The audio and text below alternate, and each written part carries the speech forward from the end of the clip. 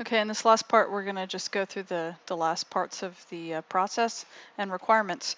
So the second part of the process, you're going to start doing idea generation and storyboarding.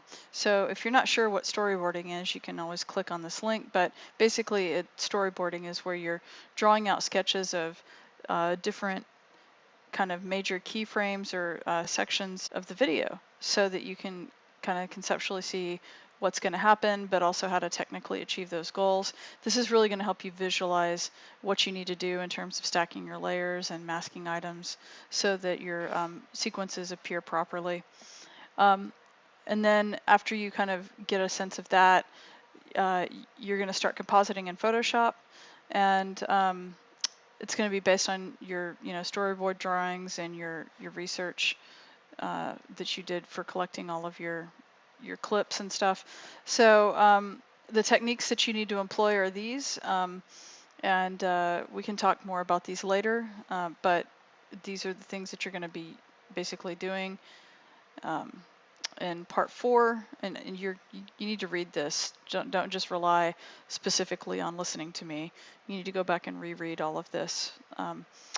So part 4 is going to be your final output phase, and you just make sure that your target output is correct, make sure that the audio sounds good, and so forth. And then you've got the requirements that I go through really specifically. For the concept, you can refer to everything we've basically already talked about in the overview section.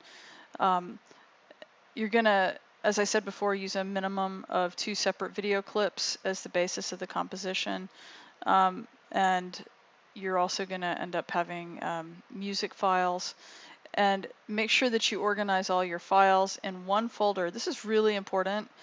Whenever you start from the beginning, when you start your PSD file, make sure that it's in a folder, and then all of your downloaded clips, music, video, still images that are going to be smart objects, put all of that in the same folder.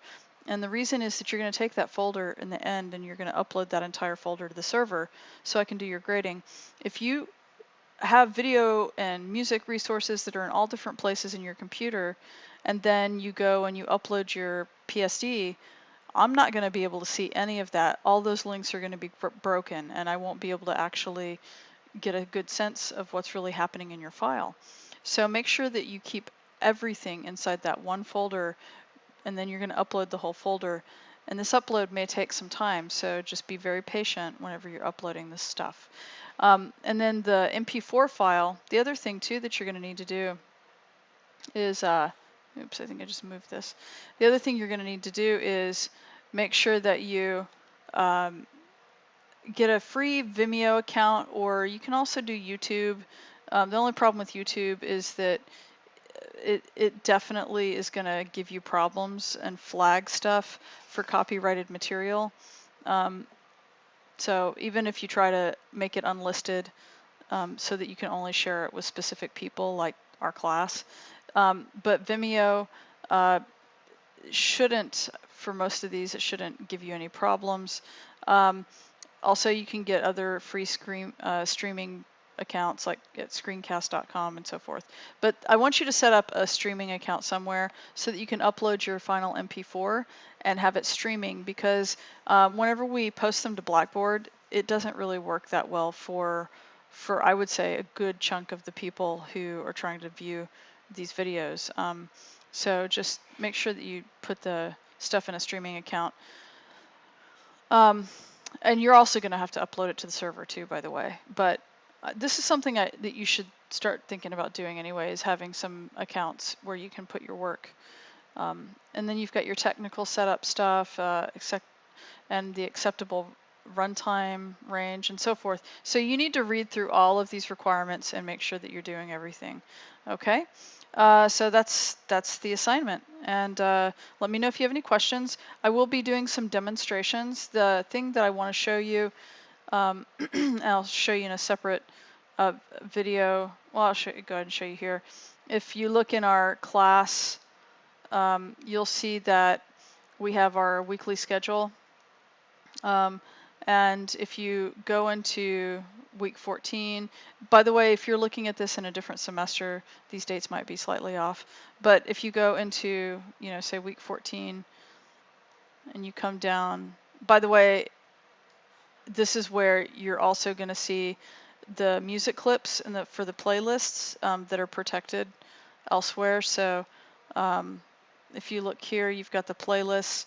You've also got stuff that you can click directly to the server and go to. And if you look down at the bottom of this, you'll see that I also have a place where you can start doing some basic demo tutorials.